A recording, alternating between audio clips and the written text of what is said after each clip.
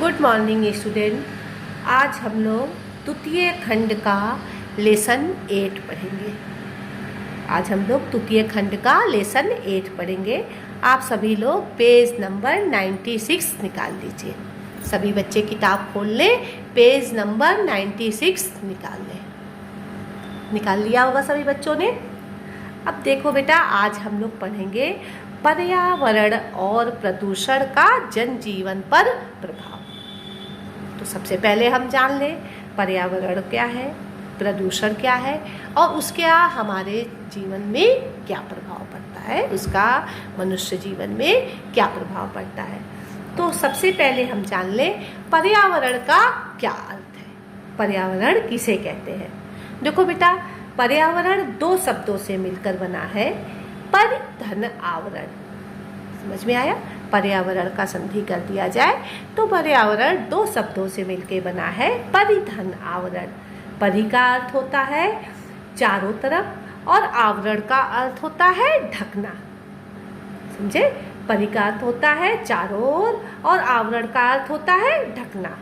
मनुष्य अपने चारों ओर जिस वातावरण से घिरा हुआ है, मनुष्य जिस वातावरण से चारों ओर से घिरा हुआ है वही पर्यावरण है, उसे ही हम पर्यावरण कहते हैं।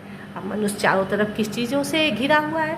देखो, मनुष्य सामाजिक, सांस्कृतिक, भौगोलिक 3 दशाओं से स्वयं को घिरा हुआ है।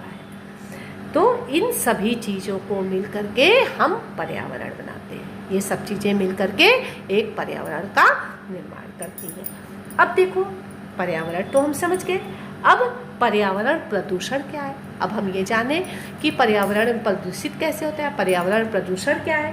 तो देखो बेटा, पर्यावरण प्रदूषण जो है अंग्रेजी शब्द के पॉपुलेशन से बना है। ठीक है, इसका अर्थ होता है खराब हो जाना।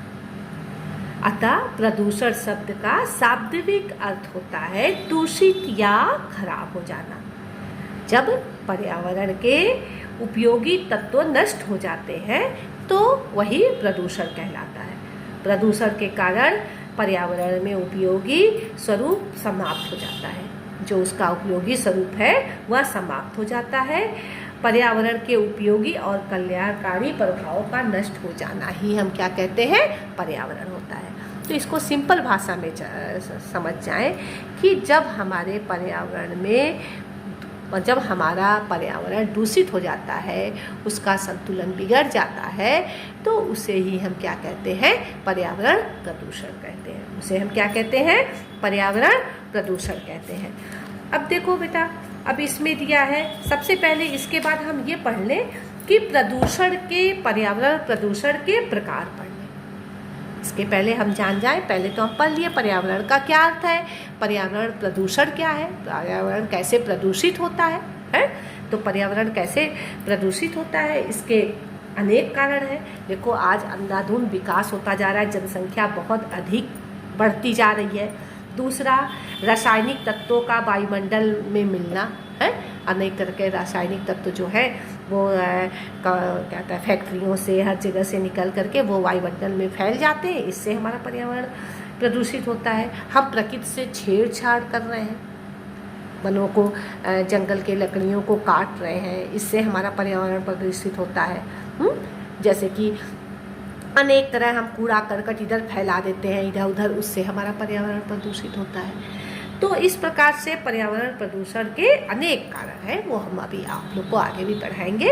अब हम जान लें कि पर्यावरण प्रदूषण के प्रकार, कितने प्रकार के पर्यावरण प्रदूषण कितने प्रकार के होते हैं। तो देखो बेटा, प्रदूषण जो है 7 प्रकार के आपकी किताबों में बताया है। प्रदूषण 7 प्रकार के होते हैं। पहला वायु प्रदूषण, दूसरा जल प्रदूषण, तीसरा ध्वनि प्रदूषण, चौथा भूमि प्रदूषण, 5वां जैविक प्रदूषण, 6वां रासायनिक प्रदूषण और 7वां रेडियोधर्मी प्रदूषण। ठीक है, तो आज हम लोग केवल पढ़ेंगे वायु प्रदूषण। वायु कैसे प्रदूषित होती है और वायु प्रदूषण रोकने के कौन कौन से उपाय हैं। तो आज हम लोग सिर्फ वायु प्रदूषण पढ़ेंगे। देखो, वायु प्रदूषण, देखो वायु जो है पृथ्वी को चारों तरफ से घेरे रहती है। घेरे हुई है, उसी को हम वायुमंडल कहते हैं। उसी को हम वायुमंडल कहते हैं। वायुमंडल विभिन्न गैसों का एक निश्चित, वायुमंडल में विभिन्न गैसें जो है एक निश्चित मात्रा में मिली रहती हैं, और जब इस मिश्रण में गैसों का अनुपात का, तो अनेक गैसें जो मिली हैं उसके अनुपात में कम या अधिक हो जाता है, जब कोई गैस अधिक हो गई या कोई कम हो गई तो वहाँ वायु प्रदूषण की समस्या उत्पन्न हो जाती है। वहाँ पे क्या होता है, वायु प्रदूषण की समस्या उत्पन्न हो जाती है। अब देखो, वायु प्रदूषण से वायुमंडल पे क्या प्रभाव पड़ता है, कारण क्या है वायुमंडल प्रदूषण का, पहले ये पढ़ ले। वायु प्रदूषण कहता है प्रदूषण के क्या कारण हैं। तो देखो, वायुमंडल में, ये हमने आपको इसमें नोट्स के रूप में दिया भी है, ये आपको दूंगी, लिख भी लीजिएगा। तो देखो, पहला क्या कारण है, वायुमंडल में जब हानिकारक गैसों की, अभी बताया है ना हमने, हानिकारक गैसों की मात्रा अधिक हो जाती है तो क्या होता है, वायु प्रदूषण होता है। दूसरा क्या है, वायुमंडल में जब धूल के कण, धुआं, राख उपस्थित होने से भी वायु प्रदूषित होता है। फिर किसान क्या करते हैं, अपने फसलों में कीटनाशक, अनेक रासायनिक दवाओं का छिड़काव करते हैं, जिससे भी हमारा वायुमंडल प्रदूषित होता है। कारखानों के चिमनियों से निकले गए जो जटिल गैस होते हैं वो वायुमंडल में जाके मिल जाते हैं, उससे भी क्या होता है, हमारा वायुमंडल, वायु जो है क्या होता है, प्रदूषित होता है। अब देखो, इसका हमारे वायुमंडल का क्या प्रभाव पड़ता है, इस प्रदूषण का हमारे वायुमंडल में क्या प्रभाव पड़ता है। देखो, इससे अनेक रोग होते हैं, जैसे दमा, फेफड़ा, कैंसर, तनाव जैसे रोग जो हैं फैलते हैं। और वायु प्रदूषण के कारण सूखा, बाढ़, भूकंप, मृदा कटाव, अनेक आपदाएं जो है आती हैं। और जिसमें क्या होता है, जब वायुमंडल के मतलब प्रदूषण के कारण वायुमंडल में उपस्थित गैसों का अनुपात बिगड़ जाता है, तो इससे क्या होता है, पर्यावरण का असंतुलन, पर्यावरण में क्या होता है, असंतुलन हो जाता है।